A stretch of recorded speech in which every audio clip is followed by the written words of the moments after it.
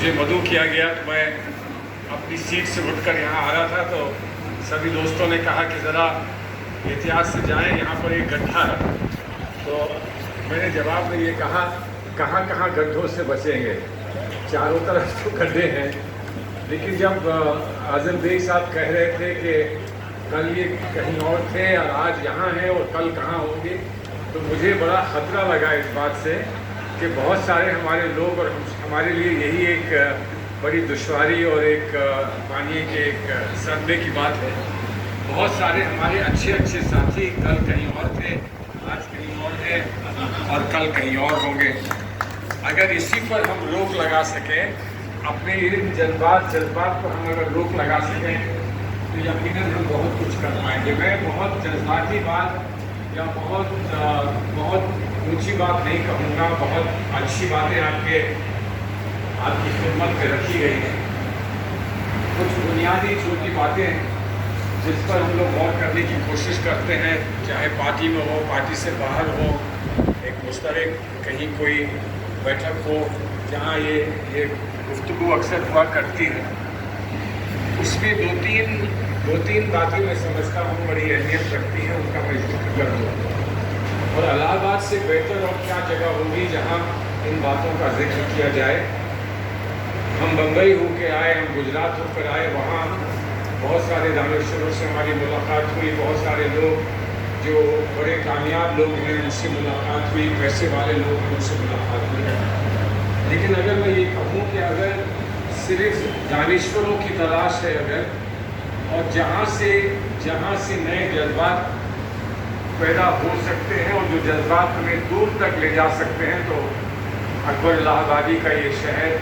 الہ آباد اس سے بہتر کیا جگہ ہے۔ ایک احساس ہوتا ہے، ایک اپنی کمزوری کا اور اپنے چھوٹے پن کا ایک احساس ہوتا ہے الہ آباد کے دانشوروں کے بیچ میں آ کر۔ لیکن ایک بنیادی بات یہ ہے،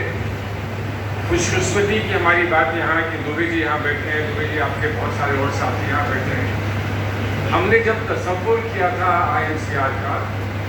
تو یقیناً ہم نے اس میں ہندوستان کے مسلمانوں کو سامنے رکھ کر کیا تھا،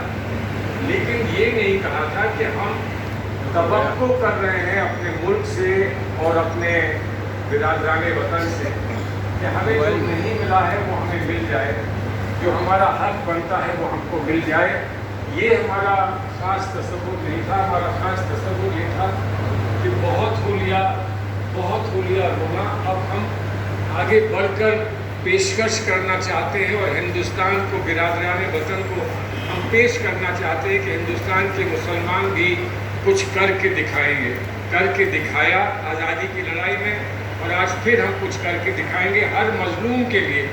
ہر اس شخص کے لیے جس کو کسی کے ہاتھ کی قوت کی ضرورت ہے، جو ہاتھ تھام کر اس کو آگے بڑھا سکے۔ اور اس لیے جہاں ایک طرف جو بھی مظلوم مسلمان ہیں، مائنورٹیز کے لوگ ہیں، ان کی ہمیں خدمت کرنی ہوگی اور ان کی حفاظت کرنی ہوگی، لیکن یہ مسلمانوں کی ایک مشترک پیشکش ہوگی جو ہم ہندوستان کے سامنے رکھ رہے ہیں کہ ہندوستان کے ہر مظلوم کی آواز بننا چاہتے ہیں۔ اور سچائی اسی میں ہے کہ آج جو یہ سمجھتا ہے کہ وہ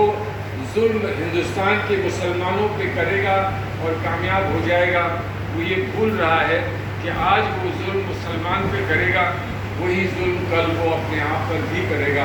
اپنے آپ پر اور اپنی جماعت پر بھی کرے گا۔ اور اس لیے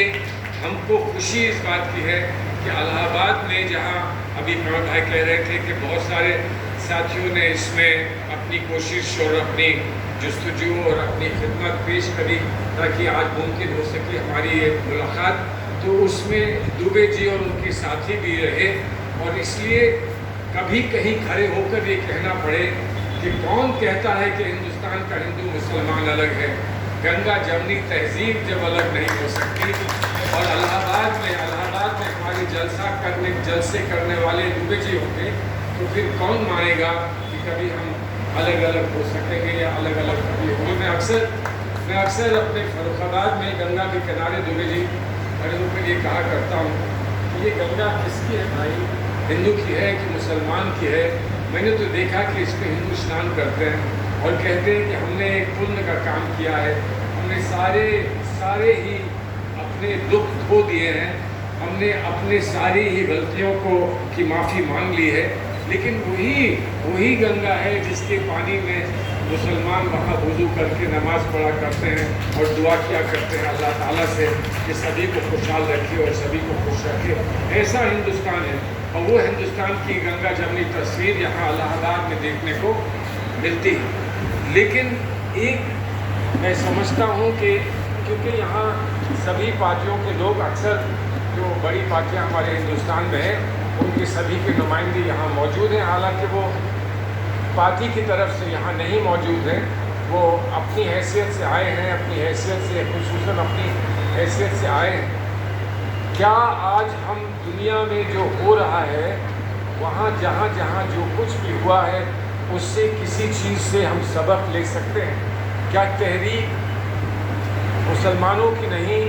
اور مذہب کے لوگوں کی تحریک کہاں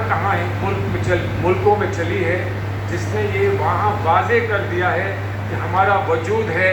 ہمارا کنٹریبیوشن ہے اور ہماری ایک پہچان ہے۔ امریکہ میں کیا ہمارے یہودی ساتھیوں نے ایسا نہیں کر کے دکھایا؟ چاہے وہ وہاں کی میڈیا ہو، چاہے وہاں کی بالی ووڈ ہو،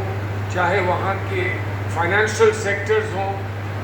کیا انہوں نے یہ دکھایا نہیں کہ ہم بھی کچھ کر کے بتا سکتے ہیں اور ہم بھی اپنی حیثیت کا یہاں پر آپ کو ثبوت دے سکتے ہیں؟ اور آج اسی امریکہ میں یا انگلینڈ میں یا فرانس میں ہندوستان سے گئے ہوئے لوگوں نے